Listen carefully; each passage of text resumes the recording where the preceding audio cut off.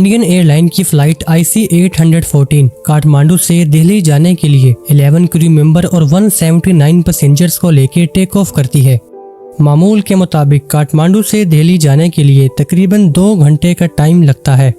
Take off के कुछ ही देर बाद प्लेन में बैठे 4 मास्क पहने लोग खड़े होते हैं और कहते हैं प्लेन को हाईजैक किया जा चुका है। हाईजैकर इंडियन गवर्नमेंट से कुछ पैसे और 3 कैदियों की रिहाई की डिमांड करते हैं। हाईजैकर फौरन से पायलट के कैबिन में दाखिल होकर पायलट को इंस्ट्रक्शन देता है और कहता है प्लेन को पाकिस्तान की तरफ ले जाओ। एक्चुअली हाईजैकर लाहौर एयरपोर्ट पर लैंड होना चाहते थे। जैसे ही पाकिस्तान एयरफोर्स को इस बात का पता चला तो इन्होंने कहा कि हम प्लेन को पाकिस्तान में लैंड नहीं होने देंगे। जब इस इंसिडेंट के उस वक्त के Indian prime minister Atal Bihari Vajpayee को पता चला तो इन्होंने हाईजैकर से कांटेक्ट करने की कोशिश की। इसी दौरान कैप्टन हाईजैकर को बताता है कि हमें लाहौर में लैंड करने की परमिशन नहीं दी गई। प्लेन में फ्यूल भी बहुत कम है, हम मजीद वेट नहीं कर सकते। प्लेन को रिफिल करने के लिए हमें कहीं न कहीं लैंड करना होगा।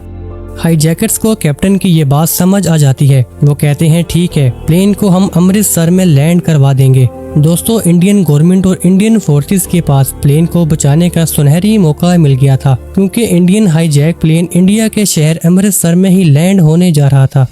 7:01 पर प्लेन अमृतसर में लैंड करता है। इंडियन इंसिडेंट कमीशन में ये फैसला किया जाता है कि प्लेन को रिफिल करने के लिए ज्यादा डिले करवाया जाए।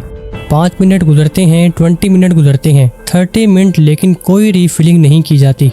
इधर कैप्टन कहता है प्लीज प्लेन को रिफिल कर दो, नहीं तो हाईजैकर बारी बारी हम सब पैसेंजर्स को मार देंगे। इतने में हाईजैकर प्लेन में बैठे एक शख्स पर हमला कर देते हैं, जिससे पैसेंजर की गर्दन काफी जख्मी हो जाती है। मीटिंग में इंडियन कमीशन के ऑफिसर ने कहा कि हम प्लेन के आगे फ्यूल टैंक खड़ा कर देंगे, इस तरह प्लेन आगे टेक ऑफ नहीं कर सकेगा।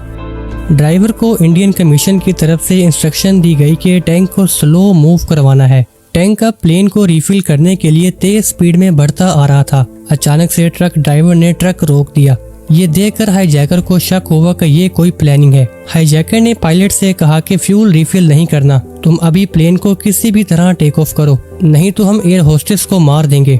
प्लेन के सामने खड़े ट्रक को देखकर पायलट के लिए टेक ऑफ करना बहुत मुश्किल था। ट्रक को बचाते हुए पायलट प्लेन को 7:50 पर टेक ऑफ करने में कामयाब हो जाता है। लेकिन बुरी खबर ये थी कि प्लेन को अभी भी रिफिल नहीं किया गया था।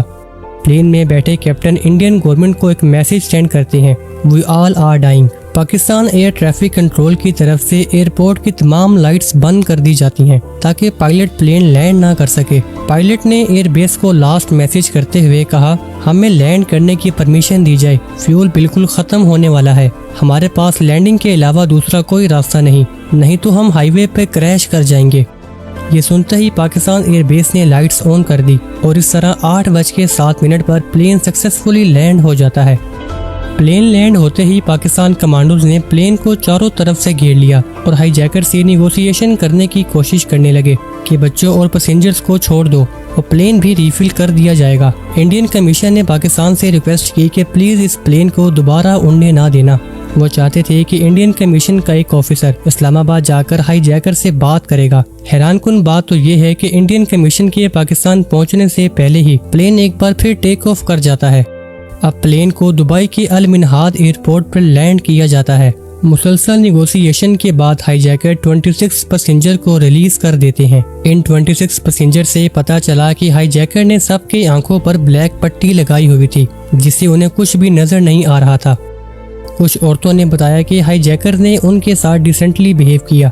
इन 5 हाईजैकर्स ने एक दूसरे के अपने मुताबिक नेम रखे हुए थे। इनमें से एक शेफ था और बाकी 4 बर्गर, डॉक्टर, शंकर, भोला। कहा जाता है कि ये हाईजैकर्स पाकिस्तान से बिलोंग करते थे। एक दिन गुजर चुका था कि प्लेन फिर से टेक ऑफ करता है। अब प्लेन 26 दिसंबर सुबह के 8 बजे अफगानिस्तान के खंदार एयरपोर्ट पर लैंड करता है। इंडियन के हाई कमीशन को जब खंदार भेजा गया तो उन्होंने क्लेम किया कि हाईजैकर्स की ISI से सपोर्ट दी जा रही थी। उन्हें गारंटी दी जा रही थी कि उन्हें सेफ एग्जिट मिलेगी। तालिबान ने दावा किया कि हम पैसेंजर की सेफ्टी के लिए हाईजैकर से निगोशिएशन कर लेंगे। हाईजैकर ने $200 मिलियन और 36 कैदियों की डिमांड की। मुसलसल नेगोशिएशन के बाद हाईजैकर की डिमांड को 36 कैदियों की बजाय 3 कैदियों की रिहाई तक ले आते हैं। दूसरी तरफ हाईजैकर्स भी प्लेन में बैठे तमाम पैसेंजर्स को रिलीज कर देते हैं। इंडियन गवर्नमेंट ने एक्सपेक्ट किया कि अब हाईजैकर्स को तालिबान की तरफ से अरेस्ट कर लिया जाएगा, लेकिन ऐसा नहीं होता। तालिबान 5 हाईजैकर्स और उन 3 कैदियों को गाड़ी में बिठाकर पाकिस्तान के बॉर्डर की तरफ ले जाते हैं। इस पॉइंट से इंडियन गवर्नमेंट को यकीन आ गया कि इस इंसिडेंट में पाकिस्तान पूरी तरह मुलविस है। हाईजैकर्स बॉर्डर क्रॉस करके पाकिस्तान से सेफली एग्जिट कर जाते हैं। दूसरी तरफ 31 दिसंबर को तमाम पैसेंजर सेफली अपने घर पहुंच जाते हैं।